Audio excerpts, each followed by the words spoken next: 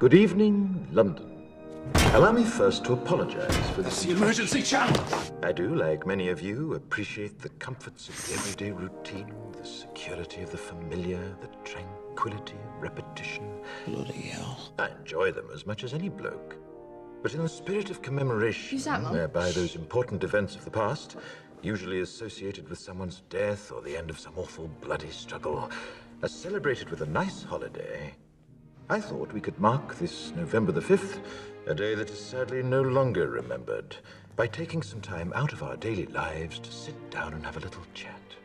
There are, of course, those who do not want us to speak. Let me think, just let I me think. suspect even now, orders are being shouted into telephones, and men with guns will soon be on their way. It's Chancellor Sutler. Damn it! Why? Because while the truncheon may be used in lieu of conversation, words will always retain their power. Words offer the means to meaning, and for those who will listen, the enunciation of truth.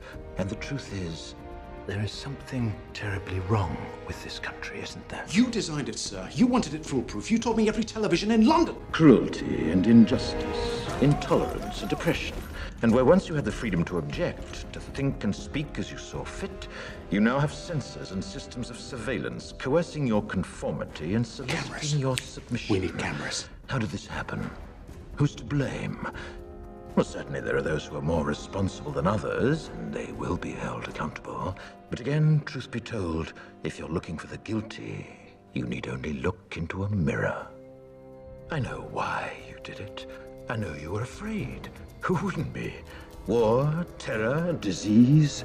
There were a myriad of problems which conspired to corrupt your reason and rob you of your common sense.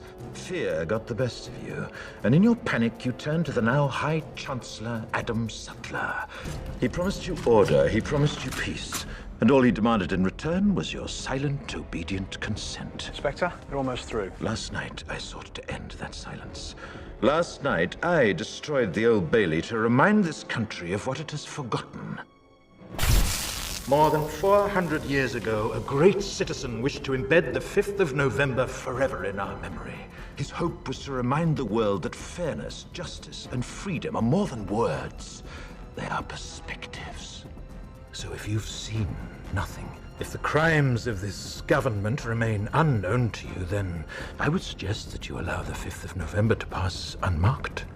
But if you see what I see, if you feel as I feel, and if you would seek as I seek, then I ask you to stand beside me 1 year from tonight, outside the gates of Parliament, and together we shall give them a 5th of November that shall never, ever be forgot.